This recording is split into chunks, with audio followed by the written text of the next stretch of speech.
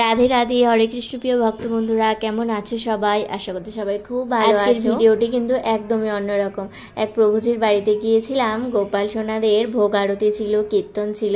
কীর্তনটা শেষ হয়ে গেছে, আমরা এখন এখানে ভোগ দর্শন করতে এসেছি। দেখো কত গোপাল সোনা, এত গোপাল সোনা দেখে তো আমার মন প্রাণ সবই জুড়িয়ে গেল। তাই ভাবলাম তোমাদের সাথেও গোপাল সোনাদের এত সুন্দর একটা ভিডিও শেয়ার করি। গোপাল সোনার ভোগ দর্শন করো, ভোগ দর্শনে দুর্ভোগ কাটে। 4 দিন ধরে কীর্তন হওয়ার পর আজকে ভোগ আরতি ছিল, আর এখন হবে হলো দধিমঙ্গল। ভোগ আরতি তো শেষ হয়ে গেছে, তারপরে এখন এই যে দধিমঙ্গল হচ্ছে।